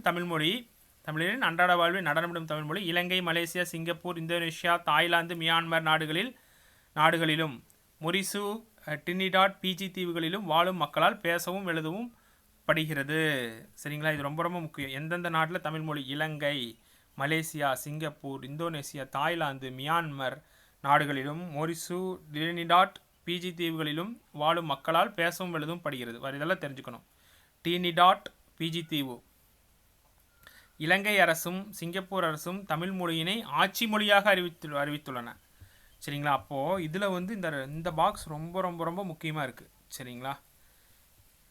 இலங்கை அரசும் சிங்கப்பூர் அரசும். இது எப்படி இளஞ்சிங்கங்களே ஞாபகம் வச்சுக்கங்க. தமிழ் ஆட்சி மொழியாக கொண்ட நாடுகள் எது? இளஞ்சிங்கங்களே அப்படின்னு சொல்லி ஞாபகம் வச்சுக்கலாம். தமிழ் மொழியை தமிழ் இலக்கிய படைப்புகளிலும் பொதிந்துள்ள கோட்பாடுகளையும் இலக்கண விதிகளையும் நுணுக்கமாக வரையறுக்கும் வகைப்பாடு 2000 ஆண்டுகளுக்கு முன்னே தொடங்கியுள்ளது. இதனால் இலக்கிய செய்யுள் படைப்புகள் செம்மையாக அமைவதற்கு தொல்காப்பியம் வளமூட்டியுள்ளது.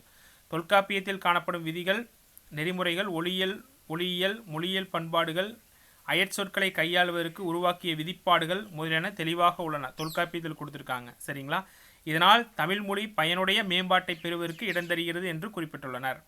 பழமை வாய்ந்த செப்பமுற வளர்ந்த தமிழ் மொழியை இப்போது செம்மொழி என்று நாம் குறிப்பிடும் சிந்தனைக்கு 2000 ஆண்டுகளுக்கு முன்னரே இம்மண்ணில் வாழ்ந்த அறிஞர்கள் உரமூட்டியுள்ளனர் கொடுத்துருக்காங்க. சரிங்களா? அடுத்தது, கிரேக்க மொழியுடன் தமிழ் மொழியின் உறவு தொடங்குவதற்கு முன்னரே தமிழ் மொழி செம்மொழியை தகுதியை அடைந்துவிட்டது என்று கில்பர்ட் ஸ்லேட்டர் குறிப்பிட்டுள்ளார். ரொம்ப ரொம்ப முக்கியம். கிரேக்க மொழியுடன் தமிழ் மொழியாளரின் உறவு தொடங்குவதற்கு முன்னரே தமிழ் மொழியினுடைய செம்மொழி தகுதி அடைந்து விட்டதுன்னு சொன்னவர் யார்? Gilbert Slater. கிரேக்க மொழியுடன் தமிழ் மொழியாளரின் உறவு தொடங்குவதற்கு முன்னரே தமிழ் மொழியின் செம்மொழியின் தகுதி அடைந்து விட்டதுன்னு சொன்னவர் கில்பர்ட் ஸ்லேட்டர். சரியா? 2-3 முறை வாட்ச் பாருங்க, அப்படியே மனசில் நிற்கும். சரியா? கிரேக்க மொழியுடன் தமிழ் மொழியாளரின் உறவு தொடங்குவதற்கு முன்னரே தமிழ் மொழி செம்மொழி தகுதியை அடைந்து விட்டதுன்னு சொன்னவர் யார்? Gilbert Slater. முக்கியமானது. தமிழ் மொழியை கிரேக்க மொழியை விட செறிவானதென்றும் லத்தீன் மொழியை விட மேன்மையானதென்றும் ஆங்கிலம் மற்றும் செருமன் மொழியை விட ஆற்றல் வாய்ந்ததென்றும் டாக்டர் வின்ஸ்லோ குறிப்பிட்டுள்ளார். இது ரொம்ப ரொம்ப முக்கியம். தமிழ் மொழி கிரேக்க மொழியை விட செறிவானது. ஏன்னா கிரேக்கம் வரதுனால கில்பர்ட் ஸ்லேட்டர் எடுத்துக்கிறார். கில்பர்ட் ஸ்லேட்டர் என்ன சொன்னார்? கிரேக்க மொழியுடன் தாய்மொழியாளரின் உறவு தொடங்குவதற்கு முன்னே தமிழ் மொழி செம்மொழியை அடைந்து விட்டது அப்படின்னு சொல்லி சொல்கிறார். தமிழ் மொழியின் உறவு தொடங்குவதற்கு முன்னே தமிழ் செம்மொழி அடைஞ்சிருச்சு அப்படின்னு சொல்லி சொல்கிறாரு. இவர் என்ன சொல்கிறாரு? தாய்மொழி கிரேக்க மொழியை விட செறிவானதென்றும் லத்தீன் மொழியை விட மேன்மையானதென்றும் ஆங்கிலம் மற்றும் செர்ம மொழியை விட ஆற்றல் வாய்ந்து கம்பேர் பண்ணுறாரு டாக்டர் வின்ஸ்லோ குறிப்பிட்டுள்ளார். கம்பேர் பண்ணி சொன்னால் வின்ஸ்லோ. பிரெஞ்சு இந்தியவியல் அறிஞர் பியரி மெய்லியின் கருத்துப்படி செம்மொழி தமிழின் சங்கப்பாடல்கள் கிரேக்க மொழியின் நுட்பமான கவிதை தொகுதிகளுக்கு அறைகூலாக விளங்குகின்றன்னு சொல்லிக்கிறாங்க. சரிங்களா? இது ரொம்ப முக்கியம். இதில் 3 விஷயம் ரொம்ப முக்கியம். பிரெஞ்சு இந்தியவில் அறிஞர் பியரி மெய்லியின் கருத்துப்படி செம்மொழி தமிழின் சங்கப்பாடல்கள் கிரேக்க மொழியின் நுட்பமான கவிதை தொகுதிகளுக்கு அறைகூலாக விளங்குகின்றன்னு சொல்லி கொடுத்துருக்காங்க. சரி, இது வெளியிட்டது யார்? உலகத்தமிழ் செம்மொழி மாநாட்டு தகவல் கையேடு 2010. இப்போ இந்த பாடம் வந்து ரொம்ப ரொம்ப முக்கியமான பாடம். திரும்ப சொல்கிறேன், இந்த பாடத்துலேருந்து நம்ம நோட்குறிப்பு வந்து எடுத்து வச்சுட்டு ஷார்ட் நோட் எடுத்து வச்சுட்டு எக்ஸாம் போது ரிவிஷன் பண்ணிட்டு போகணும். சரிங்களா? இதில் நம்ம முக்கியமான விஷயங்கள்லாம் பார்த்துருக்கோம். சரிங்களா? அடுத்தது தமிழோவியம் ஈரோடு தமிழவன்பன் அப்படிங்கிற பாடம் வந்து நம்ம ஈரோடு தமிழவன்பன் நம்மளுக்கு வந்து பாடத்தில் வந்து கிடையாது. அடுத்தது இலக்கண குறிப்பு பார்த்துடலாம். எத்தனை விட்டு விட்டு அடுக்கு தொடர்கள். ஒரு சொல் 2, 3, 4 முறை அடுக்கி வருவது அடுக்கு தொடர். விரைவு வெகுளி. சரிங்களா? அந்த இதில் வந்து அடுக்கு தொடர் வந்து நம்மளுக்கு வந்துடும். சரிங்களா? அடுக்கு தொடர் வந்து பார்த்துட்டிங்கன்னா விரைவு வெகுளி உவகை அபலம் ஆகிய பொருட்களை வந்து வரும். சரிங்களா? ஏந்தி அப்படின்னா வினையச்சம். சரியா? இந்த ஏந்தி அப்படிங்கிறது என்னதுங்க? வினையச்சம். ஒரு முற்றுப்பெறாமல் இருக்கு இல்லைங்களா? காலமும் அப்படின்னா முற்றுண்மை. சரிங்களா? இது வந்து எப்படின்னா முற்றுமை அப்படிங்கிறது ஒரே மட்டும்தான் வந்திருக்கும், காலமும்.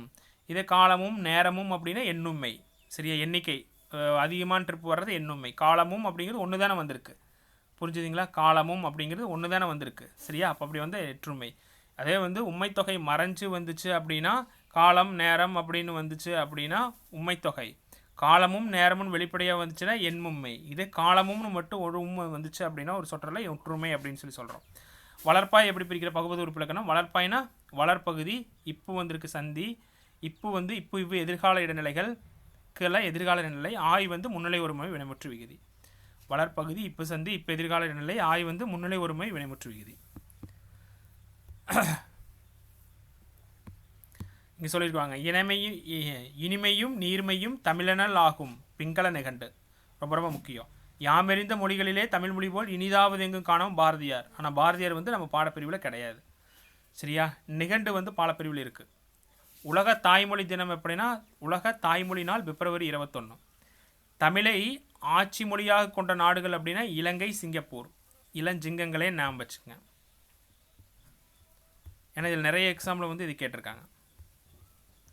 6ஆம் திணை ஆ முத்துலிங்கம் அவர் வந்து நம்ம பாடப்பிரிவில் வந்து கிடையாது. சரிங்களா?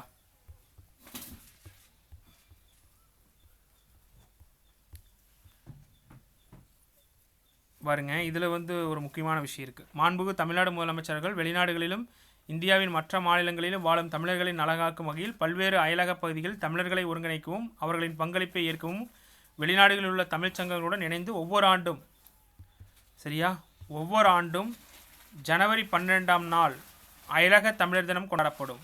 சரியா? ரொம்ப ரொம்ப முக்கியம் என அறிவிக்கப்பட்டு ஜனவரி 12ஆம் தேதியை இணைய வழியில் கொண்டாடப்பட்டது.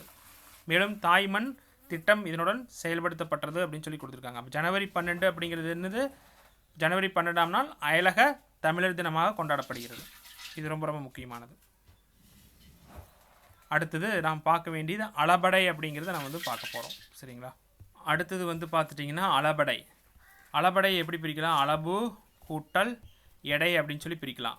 அளபுனா மாத்திரை, எடை அப்படின்னா நீண்டு ஒழித்தல் அப்படிங்கிறது அளபடை. சரிங்களா? இதுதான் நம்ம பார்க்க போகிறோம். சரிங்களா? சார்பெழுத்துக்கள் ஃபஸ்ட் என்னது? சார்பெழுத்து கொடுத்துருக்காங்க. உயிர்மை, ஆயுதம், உயிரளபடை, ஒற்றளபடை, குற்றியலுகரம், குற்றியலிகரம், ஐகார குறுக்கம், அவுகார குறுக்கம், மகர குறுக்கம், ஆயுத குறுக்கம் ஆகிய 10 சார்பெழுத்துக்கள் ஆகும். அவற்றில் உயிரளபடை, ஒற்றளபடை ஆகிய 2 அளபடைகள் குறித்து இங்கு காண்போம். அளபடை, உயிரளபடை, ஒற்றளபடை என இருவகைப்படும். அளபெடுத்தல் அப்படின்னா நீண்டு ஒழிக்கல் அப்படின்னு பொருள். பேச்சு வழக்கில் சொற்களை நீட்டி ஒழித்து பேசுவோம். அவ்வாறு பேசும்போது உணர்வுக்கு இனிய ஓசைக்கும் அளபெடுத்தல் பயன்படுகிறது. இனிய ஓசைக்காக வந்தாங்க அளபெடுத்தல் வந்து நம்மளுக்கு பயன்படுகிறது. சரிங்களா? அதே வந்து திருக்குறளில் வந்து அளபடை ஏன் திருவள்ளுவர் பயன்படுத்தினார் அப்படின்னா பிற மொழி கலப்பை வந்து தவிர்க்கிறதுக்காகத்தான் வந்து திருவள்ளுவர் வந்து திருக்குறளில் வந்து அளபடை வந்து பயன்படுத்தியிருக்காரு. சரிங்களா? அது ரொம்ப முக்கியமான விஷயம். அம்மா அப்படிங்கிறது அம்மா அப்படிங்கிறது, தம்பி அப்படிங்கிறது தம்பி அப்படின்னு சொல்லி சொல்கிறது. சரியா? இப்போ அம்மா அப்படிங்கிறத பிரித்தோம் அப்படின்னா மாவை எப்படி பிரிக்கலாம்? இம்மு கூட்டல் ஆ அப்படின்னு சொல்லி பிரிக்கலாம். அப்போ ஆ வந்திருக்கா? ஆ கிணமான எழுத்து ஆ. தம்பி அப்படிங்கிறத பி அப்படிங்கிறது எப்படி பிரிக்கலாம்? இப்பு கூட்டல் இ அப்படின்னு சொல்லி பிரிக்கலாம். இப்போ பி அப்படிங்கிறது இப்பு கூட்டல் இ அப்படின்னு சொல்லி பிரிக்கலாம். இ. சரிங்களா? இந்த இ வரும். ஈக்கு இனமான எழுத்தது இந்த இ. சரிங்களா? அப்போ இதெல்லாம் ரொம்ப ரொம்ப முக்கியமானது. சரியா? இந்த மாதிரி தான் அளபெடுத்து வர்றது. சரிங்களா? அளபடை ரொம்ப ரொம்ப முக்கியமானது அப்படின்னு சொல்லி சொல்கிறோம். சரிங்களா? அளபடை சில நம்ம ரொம்ப ரொம்ப முக்கியமான ஒரு பாடம். சரிங்களா? உயிரளபடை செய்யுளில் மொழிக்கு முதலிலும் இடையிலும் இறுதியிலும் நிற்கிற உயிர் நெட்டெழுத்துக்கள் தத்தம் அளவில் நீண்டு ஒழிக்கும் போது அதை குறிக்க நெட்டெழுத்துக்களின் இனமான குற்றெழுத்துக்கள் அவற்றின் பின்னால் வரும். இவ்வாறு வருவது உயிரளபடை எனப்படும். நல்லா தெளிவாக படிச்சிடணும். செய்யுளில் மொழிக்கு முதலிலும் இடையிலும் இறுதியில். அப்போ மொழிக்கு முதலையும் வரும், இடையில வரும், இறுதியில் வரும், நம்மளுக்கு தெரிஞ்சுது. இதையவே ஒரு கொஸ்டினாக கேட்கலாம். சரியா? இவ்வாறு வருவது உயிரளபடை அப்படின்னு சொல்லி சொல்கிறோம். உயிரளபடை 3 வகைப்படும்.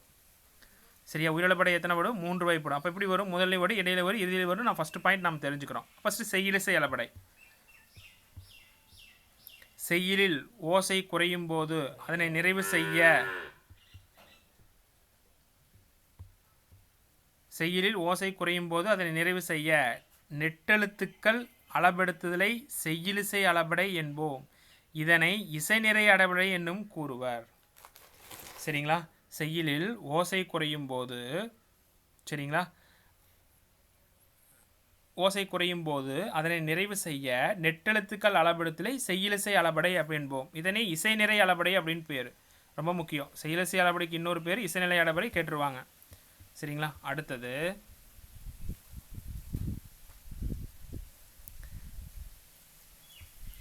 இப்போ நெட்டெழுத்துக்கள் அப்படின்னு சொல்லி சொன்னோம். நெட்டெழுத்துக்கள்னா எந்தெந்த எழுத்துக்கள் வரும் அப்படின்னா ஆ, அப்புறம் ஈ, அப்புறம் ஊ, அப்புறம் ஏ, அப்புறம் ஐ, அப்புறம் ஓ. இந்த எழுத்துக்கள் தேங்க அளபெடுத்து வர்றது. ஓ, அப்புறம் ஔ. சரிங்களா? இந்த எழுத்துக்கள் நெட்டெழுத்துக்கள் 7 எழுத்துக்கள் தான் வந்து உங்களுக்கு வந்து அளபெடுத்து வர்றது. ஆ அப்படிங்கிற நெல்லெழுத்து ஆ வருமா? ஈக்கு ஈ வருமா? சரியா? ஊக்கு ஊ வருமா? ஏக்கு ஏ வருமா? ஐக்கு ஈ வருமா? ஓக்கு ஓ வருமா? அவுக்கு ஊ வருமா? இந்த மாதிரி நெட்டெழுத்துக்கள் 7 அளபெடுத்து வர்றதா நம்ம சொல்கிறோம். சரிங்களா? இதே நாம் ஃபஸ்ட்டு எடுத்துக்கணும். நெட்டெழுத்துக்கள் ஏதேது எந்தெந்த எழுத்து அளபெடுத்து வரும்? ஆ, இ, ஊ, ஏ, ஐ, ஓ, ஔ. இங்கே பாருங்கள். இப்போ செய்யுளிசை அளபடை அப்படின்னா எப்படி வரும் அப்படின்னா உங்களுக்கு 2 மாத்திரை அளவு தான் வரும். சரிங்களா? 2 பிரித்தோம் அப்படின்னா 2 மாத்திரை. அப்போது நாம் என்ன அப்போ வந்து நம்ம என்ன பார்த்தோம் அப்படின்னா செய்யுளிசை அளபடினா உயிர் நெட்டெழுத்துக்கள் செய்யுளில் ஓசை குறையும் போது நிறைவு செய்ய 7 நெட்டெழுத்துக்கள் வந்து அளவெடுக்கும். அது என்னென்ன எழுத்துக்கள் நாம் பார்த்தோம். சரிங்களா? இதில் வந்து அசை பிரித்தல் அப்படிங்கிறத நாம் பார்த்துருப்போம். அசை பிரித்தல் ரொம்ப முக்கியம். இப்போ செய்யுளிசை அளபடினா 2 அசை தான் வரும் அப்படின்னு சொல்லி சொன்னோம் இல்லையா? அப்போ நான் அப்படின்னா என்னது? இப்போ நேரசை அப்படிங்கன்னா எதை சொல்லுவோம்? நா குறில், நம் ஒரு குடில் ஒரு ஒற்றெழுத்து. அப்போ நா அப்படின்னு என்னது? ஒரு நெடில் எழுத்து. அப்புறம் குறில் ஒரு ஒற்றெழுத்து. இது வந்து நேரசைக்கு வந்து வரக்கூடியது. இதே நிறைய நிறையசைனா அப்படின்னது நிறை அப்படின்னா நம்ம எதை சொல்லுவோம்? கட இரு குறில் வந்திருக்கு. கடல் இரு குறில் ப்ளஸ் ஒற்று வந்திருக்கு. கலா குறில் ப்ளஸ் நெடில் வந்திருக்கு. குறில் ப்ளஸ் நெடில், நெடில் ப்ளஸ் குறில் கிடையாது, அதை தெரிஞ்சுக்கணும். கலாம் அப்படின்னா குறில் நெடில் ப்ளஸ் ஒற்று. இப்போது நேரசை நிறையசை தெரிஞ்சால் தான் இந்த செய்யுளிசை அளபடியை நம்ம வந்து எடுக்க முடியும். சரிங்களா? இப்போ நான் பார்த்துக்கலாம். இதை வந்து ஃபஸ்ட்டு உங்கள் நோட்டில் காப்பி பண்ணி வச்சுக்கோங்க. அடுத்தது இதில் பாருங்கள், செய்யுளிசை அளபடினா 2 அசைகளை பெற்று வரும். அதை நான் ஃபஸ்ட்டு எடுத்துக்கணும். உயிர் நெட்டெழுத்துக்கள் 7 அளபெடுத்து வரும். சரிங்களா? அப்போ 3 இடங்களில் வரும். உயிரிடப்படைனால 3 இடங்கள் தானே, முதல் இடை கடை அப்படின்னலாம் பார்த்தோம் இல்லைங்களா? அப்போ இதை நான் பார்த்தோம். சரிங்களா? பார்க்கலாம். இப்போ எவ்வளவு மாத்திரை அப்படிங்கிறது நாம் பார்க்கலாம். சரிங்களா? எவ்வளவு சீர் வருதுன்னு நாம் பார்க்கலாம். இப்போ ஓதல் வேண்டும் மொழி முதல்ல வந்திருக்கு. உறார் குறுநோய் மொழி இடையில் வந்திருக்கு. நல்லா படா பறை அப்படிங்கிறது மொழி நல்லா படாபறை, சரி நல்லா படாபறை அப்படிங்கிறது மொழி இறுதியில் வந்து அளபெடுத்து வந்திருக்கு. இது எப்படி ரெண்டு அசை அப்படின்னு சொல்லி சொல்கிறோம்? நேரசை நிறையசை. சரிங்களா? இது எப்படின்னு சொல்கிறோம்? இது எப்படி சொல்கிறோம் அப்படின்னா, ஓ அப்படிங்கிறது என்ன அசை சொல்கிறோம்? ஓ அப்படிங்கிறது இது பிரித்து பாருங்கள். ஓ அப்படின்னா நேர், நெடில் வந்திருக்கா? ஓதல் அப்படின்னா குறில் வந்திருக்கா? இரு குறில் வந்திருக்கா? அப்போ நிறை. அப்போ செய்யுளிசை அளபடை வந்து எப்பவுமே எண்ணெழுத்தில் எப்படி பெற்று வருங்க? 2 அசைகளை மட்டும்தான் பெற்று வரும். நோட் பண்ணி வச்சுக்க. செய்யுளிசை அளபடை 2 அசைகளை மட்டும்தான் பெற்று வரும். அதே மாதிரி இன்னொரு, சரிங்களா? இதை வந்து நீங்கள் வந்து முக்கியமாக நான் வந்து தெரிஞ்சுக்கணும். சரிங்களா? இப்போ நிறையில் முடியுதுங்களா? ஆனால் அடுத்த வாரத்தை தொடங்கும் போது நேரில் தான் வருங்க. வே அப்படிங்கிறது நெடிலா பிரிக்கலாமா? நேர் வந்திருக்கா? இதுதான் திருக்குறள் எழுதின பியூட்டியே. சரிங்களா? அப்போது இதில் முக்கியமாக நீங்கள் தெரிஞ்சுக்க வேண்டியது செய்யுளிசை அளபடை அப்படிங்கிறது 2 அசைகளை மட்டும்தான் பெற்று வரும் அப்படின்னு நாம் தெரிஞ்சுக்கணும். சரிங்களா? அடுத்தது நீங்கள் இன்னொன்று எடுத்து பிரித்து பாருங்களேன். உரா அர்க் அப்படின்னு சொல்லி கொடுத்துருக்காங்க. குறில் நெடில் வந்திருக்கா? எடுத்துக்கலாமா? சரிங்களா? அப்போது ஒற்றெழுத்து வந்திருக்கா? அப்போ இது என்ன பண்ணுது? உரா அர்க். சரியா? ஒரு குறில், அதுக்கப்புறம் என்ன வந்திருக்கு? ஒரு குறில், அப்புறம் நெடில் வந்திருக்கு. சரிங்களா? அப்போ இது நிறைய அசையா? இது என்ன வந்தது? ஒரே ஒரு குறில் வந்திருக்கா? அப்போ இது நேர் அசையா? அப்போ இது என்னது? செய்யுளிசை அளபடை. அதே மாதிரி தான் படா ஆ. அதை வந்து நீங்கள் பிரித்து பாருங்களேன். படா ஆ அப்படின்னா குறில் நெடில், அப்போ ஆ வந்திருக்கு ஒற்றெழுத்து. புரியுதுங்களா? படா குறில் நெடில், அப்போ நிறையசை. ஆ வந்து நேரசை. அப்போ செய்யுளிசை அளபடை 2 அசைகளை மட்டும்தான் பரவணும். இதே இன்னிசை அளபடினா 3 அசைகளை பெற்று வரும். அந்த மாதிரி தான் நம்ம எடுக்கணும். நாம் ஸ்கூல் படிக்கல என்ன பண்ணுவோம்? ஆ வந்தால் செய்யுளிசை அளபடை, ஈ வந்தால் சொல்லிசை அளபடை, டம் டும்னு கேட்டுச்சு அப்படின்னா இன்னிசை அளபடின்னு படிப்போம். அதுவும் ஒரு வகையில் நாம் எடுத்துக்கிட்டாலும் ஒரு சில நேரங்களில் அது தவறாக வந்து முடிஞ்சிடும். சரிங்களா? ஆன்சர் வந்து தப்பாக போயிடும். இன்னிசை அளபடினா எப்படி? 3 அசைகளை பெற்று வரும். செய்யுளில் ஓசை குறையாத இடத்திலும், அது செய்யுளில் ஓசை குறைந்த இடத்திலும், இது செய்யுளை ஓசை குறையாத இடத்திலும் இனிய ஓசைக்காக குறில் நெடிலாகி அளவெடுப்பது இன்னிசை அளபடை. இனிய ஓசைக்காக குறில் நெடிலாக அளவெடுக்கிறது. இந்த கூற்றெல்லாம் ரொம்ப ரொம்ப ரொம்ப முக்கியம். அப்படியே மனப்பாடமாக இருக்கணும். கெடுப்பதும் அப்படின்னு கொடுத்துருக்காங்க. இது எப்படி நம்ம செய்யல இன்னிசை அளபடின்னு நம்ம எடுக்கிறோம்? உம்மு சவுண்டு வந்துருச்சு இன்னிசை அளபடின்னு எடுத்தாலும் அந்த அசை விரித்தலைகளை வச்சு நம்ம எடுக்கணும். எப்படி பிரிக்கலாம்? கெடுப்பதும் அப்படின்னா கெடு அப்படின்னு பிரிக்கலாமா? சரிங்களா? கே2 அப்படின்னு என்னது? 2 நிறை வருமா? பா2 அப்படின்னு என்ன வரும்? பா2 குறில் ப்ளஸ் நெடில். சரியா? குறில் ப்ளஸ் நெடில் நிறை வருமா? குறில் நெடில் வந்திருக்கு. அப்புறம் நேர் வருமா? அப்போ 3 வந்திருக்கா? 3 அசைகள் வந்திருக்கா? அதே மாதிரி தான் இங்கே நீங்கள் பாருங்கள். எடுப்பதும் அப்படின்னு பிரிச்சிருக்காங்க. எடு அப்படிங்கிறது என்னது? எடு அப்படின்னு தான் பிரிப்புமா? எடு அப்படிங்கிறது ஒரு நிறையசை, இரு குறில் வந்திருக்கு. பதும் அப்படிங்கிறது ஒரு நிறையசை, அப்படிங்கிறது ஒரு நேர. அவ்வளோதாங்க, முடிஞ்சு. அடுத்து சொல்லிசை அப்படிங்கிறது ஈங்கிற சவுண்டில் வந்து முடிஞ்சிருக்கும். சரி, ஈங்கிற ஒரு உயிரெழுத்தில் வந்து முடிஞ்சிருக்கும். செய்யுளில் ஒரு பெயர் சொல் எச்ச சொல்லாக திரிந்து அளபெடுப்பது, ஒரு வினை சொல்லாக திரிந்து அளபெடுப்பது சொல்லிசை அளபடை அப்படின்னு சொல்லி சொல்கிறோம். உரநசையி உள்ளம் துணையாக சென்றார் வரணசையி இன்னும் உலேன் அப்படின்னு சொல்லி சொல்கிறோம். அதே மாதிரி இன்னொரு விஷயம் நான் சொல்லிடுறேன். நம்ம ஸ்டார்டிங்லேயே கிளாஸில் நான் சொல்லியிருப்பேன். குறிலுக்கு நெடில் நெடிலுக்கு குறில் வந்து என்ன தூ எப்படி பிரிக்கலாம்? தூவை வந்து இத்து கூட்டல் ஊ அப்படின்னு பிரிக்கலாம். ஊ ஊக்கு வந்து குறிலான எழுத்து ஊ. தூவை எப்படி பிரிக்கலாம்? இத்து கூட்டல் ஊன்னு பிரிக்கலாம். தூவை ஊ இத்து கூட்டல் ஊன்னு.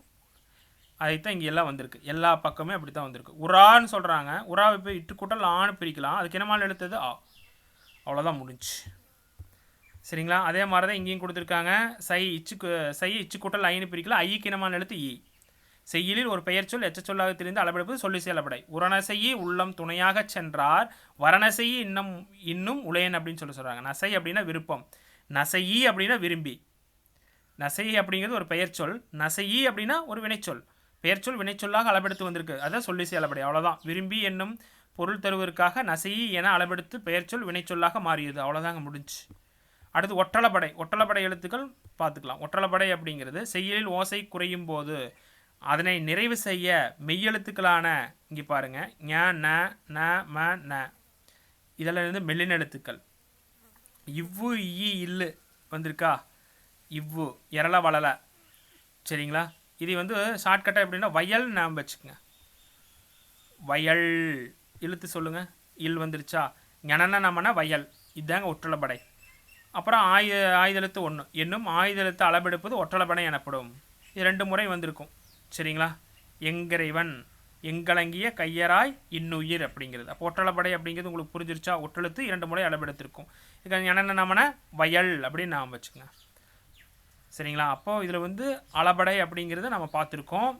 செயலிசை அளபடை 2 அசைகளை பெற்று வரும். இன்னிசை அளபடை 3 அசைகளை பெற்று வரும். சொல்லிசை அளபடை பெயர்ச்சொல் வினைச்சொல்லாக மாறி வரும். இது செயலில் ஓசை குறையும் போது அதை நிறைவு செய்ய நெட்டெழுத்துக்கள் 7 அளபடுத்தி செயலிசை அளபடை. இன்னொரு பேர் இசைநிலை அளபடை. இன்னிசை அளபடை செய்யில் ஓசை குறையாத இடத்திலும் இனிய ஓசைக்காக குறிநடிலாக அளவெடுப்பது. அந்த கூற்று ரொம்ப முக்கியம். சொல்லிசை அளபடை செய்யலில் ஒரு பெயர் சொல் எச்ச சொல்லலாக திரிந்து அளவெடுப்பது சொல்லிசை அளபடை. சரிங்களா? ஒற்றளபடை அப்படிங்கிற வயல் அப்படிங்கிறது. சரிங்களா? அப்போ இதை நாம் பார்த்துக்கணும். சரிங்களா? அடுத்தது வந்து பார்த்துட்டிங்கன்னா இந்த அளபடைகள் நான் சொன்னேன் இல்லைங்களா? அதாவது நெட்டெழுத்துக்கள் 7 அப்படிங்கிறத நான் அளபடை அப்படின்னு சொல்லியிருப்போம். ஆ இ உ ஏ ஐ ஓ. இது உங்கள் ஸ்கூல் புக்கில் இருக்கிறது எல்லா எக்ஸ்ட்ரா டேட்டா. அவு அப்படிங்கிற எழுத்துக்கள் அதுக்கு இனமான எழுத்துக்களோட அளபெடுத்து வருது. சரிங்களா? அப்போ நெட்டெழுத்துக்கள் மொத்தம் வந்து இப்போ நாம் பார்க்குறது 6 எழுத்துக்கள், அவோட சேர்த்து 7 எழுத்துக்கள். அப்போது அளபடையில் நான் பார்த்தம்போது உயிரளபடை அப்படிங்கிறது அதை 3 வகையாக பிரிக்கிறோம். அளபடை முதல் இடை கடை அப்படின்னு சொல்லி வரும். அப்போ இந்த 6 எண்ணம். சரிங்களா? இந்த 6 எண்ணம் வந்து பார்த்துட்டிங்கன்னா முதல் இடை கடை அப்படின்னு வந்துச்சா மொத்தம் 3 இடத்துல வருமா? இது 3 இது 3 இது 3 இது 3 இது 3 இது 3 1 3 3 2 3 6 5 3 5 6 3 18. சரிங்க? 1 2 3 4 5 6. அப்போது 6மே 3 இடத்துல வருது. முதல் இடை கடை அப்படின்னா 18. அவ் அப்படிங்கிறது சொல்லுக்கு முதல்லை மட்டும்தான் வரும். 18 + 1 19. சரிங்களா? புரிஞ்சுதா? அதுக்கப்புறம் சரிங்களா சொல்லிசை அளபடை இன்னிசை அளபடை அது சொல்லுக்கு இறுதியில் மட்டும்தான் வரும். அப்போ 2 இடத்துல அது மட்டும்தான் வரும். மொத்தம் அப்போ 21 இடங்கள். அப்போ உயிரிழப்படை 21 இடங்களில் வருது. புரிஞ்சுதுங்களா? இது ரொம்ப ரொம்ப முக்கியம். சரிங்களா? இது உங்கள் ஸ்கூல் புக்கில் வராது, இது எக்ஸ்ட்ரா. அப்போ அளபடை அப்படிங்கிறது எட்டெழுத்துக்கள் 7 அளபெடுத்து வர்றது அளபடை. இப்போ 3 இடங்கள் அளபெடுத்து வரும். அவ்வு அப்படிங்கிறது ஒரு இடத்துல தான் மட்டும்தான் வரும் சொல்லுக்கு முதல்ல. அப்போ 19. மீதி சொல்லிசை அளபடை அதுக்கப்புறம் இன்னிசை அளபடைங்கிறது என்ன வரும்? சொல்லுக்கு கடைசியில் தான் வரும். சரிங்களா? அப்போ 2 இடங்கள். அப்போ மொத்தம் 20. அப்போ உயிரளபடை 21 இடங்களில் வருது. சரிங்களா? அதுக்கப்புறம் நாம் என்ன பார்த்தோம்? இது உங்களுக்கு ரொம்ப ரொம்ப முக்கியம். மறுபடியும் திருப்பி நீங்கள் ரிவிஷன் பண்ணி இதை பார்த்துக்குங்க. அடுத்தது வந்து பார்த்துட்டிங்கன்னா நான் ஒற்றளபடை நாம் பார்த்துருக்கோம். என்னென்ன சரிங்களா? இதுக்கு எக்ஸாம்பிளாக சொல்லணும் அப்படின்னு ஒரு எக்ஸாம்பிள் மட்டும் நான் சொல்லிடுறேன். கம்பனும் எங்கு வந்திருக்கு? சொல்லுக்கு இடையில் வந்திருக்கு. நமம் சொல்லுக்கு இறுதியில் வந்திருக்கு. சரிங்களா? இலங்கு அப்படின்னு சொல்கிறோம்னா இது எங்கு வந்திருக்கு? இரு குறில அடுத்து தான் வந்து இங்கு வந்திருக்கு. ஒற்றளபடைக்கு உதாரணம் சொல்கிறேன். அப்போ ஒற்றளபடை இடையில் வந்திருக்கு, இறுதியில் வந்திருக்கு, இரு குறில அடுத்தும் வருதுக்காக நான் சொல்கிறேன். அடுத்தது ஒற்றளபடை கடைசியில் வந்திருக்கு. இருளை உள்குடியில் எடுத்து கடைசியில் வந்திருக்கு. அப்போ ஒற்றளபடை எழுத்துக்கள் மொத்தம் 10. அப்போ எத்தனை இடங்கள்? 1 2 3 4. 1 2 3 அப்போ 4 இடங்களில் பிறக்குது. அப்போ 10 × 4 மொத்தம் 40 இடங்கள். 40 இடங்களில் வந்து பிறக்குது ஒற்றளப்படை. சரிங்களா? அதுக்கப்புறம் ஆயுத எழுத்து சொல்லின் இடையில மட்டும்தான் ஆயுத எழுத்து சொல்லின் இடையில வரும். ஆயுத எழுத்துனா என்னது? சொல்லுக்கு முன்னாடி ஒரு அதாவது வந்து ஆயுத எழுத்துக்கு ஒரு ரூல் இருக்குது இல்லைங்களா? அதாவது வந்து ஒரு ஆயுத எழுத்து ஒரு சொல்லுக்கு ஒரு இடையில வரும். அப்புறம் இரு குறியில் அடுத்தும் வரும். சரிங்களா? அப்போ ஆயுத எழுத்து 2 இடத்துல வருது. இப்போ 40 + 2 42. புரிஞ்சுதுங்களா? அப்போ ஒற்றளப்படை 42 இடங்களில் வரும். புரிஞ்சுதா? அப்போது மொத்தம் ஒற்றெழுத்துக்கள் அப்படின்னா 10 எழுத்துக்கள். ஆயுத எழுத்து ஒன்றை சேர்த்திக்குங்க. புரிஞ்சுங்களா? மறுபடியும் சொல்கிறேன். 1 2 3 4 இந்த 4 இடங்களில் ஒற்றளப்படை 10 எழுத்துக்கள் வருது. அப்போ 10 எழுத்துக்கள் அப்படின்னா அந்த 10 எழுத்துக்கள் 4 இடத்துல வருது. அப்போ 10 × 4 40ன்னு உங்களுக்கு வந்துருச்சு. ஆயுத எழுத்து நீங்கள் ஆயுத குறுக்கம் படிக்கும்போது தனக்கு ஒரு குரில் எழுத்தையும் தனக்கு பின்னாடி ஒரு வல்லின எழுத்தையும் பெற்று ஒரு சொல்லுக்கு இடையில் வரும். நான் படிச்சிருப்போம். அது ஒன்று. இரு குறிலை எடுத்தும் ஆயுத எழுத்து வரும். அப்போ அது ஒன்று. அப்போ 2 இடத்துல ஆயுத எழுத்து வந்து வருது. அப்போ 40 + 2 42. அப்போ ஒற்றளப்படை எழுத்துக்கள் 42 அப்படிங்கிறது 42 இடங்களில் பிறக்குது. சரிங்களா? இது தெரிஞ்சுக்கங்க. அப்புறம் அவ்வளோதான். சரிங்களா? இது புரிஞ்சிருக்குன்னு நினைக்கிறேன். அடுத்து புக் பேக் கொஸ்டின். திணைப்பால் எண் ஆகியவற்றை உணர்த்தும் பால்காட்டு விதிகள் இல்லாத திராவிட மொழி மலையாளம். தமிழ் விடு தூது சிற்றிலக்கியம் என்னும் வகையை சார்ந்தது. பின்வருவற்றில் அளபடை இடம்பெறாது. இது நீங்களே தெரியும். எது அப்படின்னா எதுங்க? ஓடி வா வா அப்படிங்கிறது. சரிங்களா? காலம் பிறக்கும் முன் பிறந்த தமிழே அப்படிங்கிறது என்ன இருக்கும்? மோனை எதுகை ஏபு இருக்கும். இது நீங்கள் பாருங்கள். மோனைனா முதல் எழுத்து, இரண்டைனா எதுகைனா இரண்டாம் எழுத்து, ஏபுனா கடைசி எழுத்து ஒன்றி வர தொடுப்பது. சரிங்களா? அடுத்தது சிந்தாமணி அப்படின்னு சொல்லி கொடுத்துருக்காங்க. சிந்தாத மணி அப்படின்னு தான் வரணும். ஈறுகட்ட எதிர்மறை பெயரச்சம் தான் கெட்டு. சரியா? சிந்தாமணி அப்படின்ட்டு வருது. சரியா? ஓகே. அடுத்தது கவிஞர் வாலி அப்படிங்கிறது நம்ம பாடப்பிரிவில் வந்து கிடையாது. அடுத்தது மொழிபெயர்க்க அப்படின்னு சொல்லி கொடுத்துருக்காங்க. சரிங்களா? மொழிபெயர்க்க கொடுத்துருக்காங்க. லிங்குஸ்டிக்ஸ் அப்படின்னா மொழியியல். லிங்குஸ்டிக்ஸ் அப்படின்னா மொழியியல். பிலோலஜிஸ்ட் அப்படின்னு என்னது? பிலோலஜிஸ்ட் அப்படின்னா நூல் வல்லோர். ஏன்னா மொழிநூல் வல்லோர். மொழிநூல் வல்லோர். பிலாலஜிஸ்ட் அப்படின்னு என்னது? பிலாலஜிஸ்ட் அப்படின்னா மொழிநூல் வல்லோர் அப்படிங்கிறது. அடுத்தது போனோலஜிஸ்ட் அப்படின்னு என்னது? ஒளியியலாளர். நல்லா புரிஞ்சுக்கணும். இந்த ஒளியியலாளர். மூன்றாவது ஒளியியலாளர் 3க்கு வரும். சரிங்களா? அடுத்து லிட்ரேச்சர் அப்படின்னா இப்போ இலக்கியம். உங்களுக்கு தெரியும். லிட்ரேச்சர் படிச்சிருக்கோம்னா இலக்கியம். பொலிலக்லாட், அதாவது பொலிக்லாட் அப்படின்னு என்னது? பொலிக்லாட் அப்படின்னு என்னது? சரிங்களா? பொலிக்லாட்னா பன்மொழி புலவர். பன்மொழியில் சிறந்து விளங்குவர். பன்மொழி புலவர். பொலிக்லாட் அப்படின்னா பன்மொழி புலவர். பொனட்டிக்ஸ் அப்படின்னு என்னது? பொனட்டிக்ஸ்னா ஒழிப்பு முறைகள் அப்படின்னு சொல்லி ஒளியியல் முறைகள். பொனட்டிக்ஸ்னா ஒளியியல் முறைகள். இந்த லீயும் கூட மாற்றி கொடுத்துருவாங்க. அதை பார்த்துக்கணும். நோட்டில் காப்பி பண்ணி வச்சுக்கோங்க. அடுத்தது கலைச்சொற்கள். கம்பேரிட்டிவ் கிராமர் அப்படின்னா ஒப்பிலக்கணம். வவல்ஸ்னா உயிரொலிகள். லெக்சிகன்னா பேரகராதி. கான்சோனட்னா மெய்யொலிகள். சரி, இதெல்லாம் ஈஸி தானே. அடுத்தது அறிவு விரிவிசை. திராவிட மொழிகளின் ஒப்பிலக்கணம் ராபர்ட் கால்டுவெல். மொழிபெயர்ப்பு மனவை முஸ்தபா. இவரெல்லாம் நம்ம பாடப்பிரிவில் வந்து கிடையாது. சரிங்களா?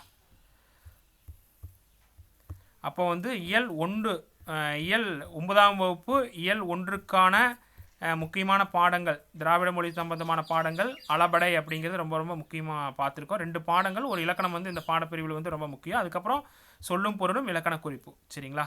மீண்டும் வந்து பார்த்துட்டிங்கன்னா 9th 2வது இயலில் வந்து நாம் வந்து சந்திக்கலாம்.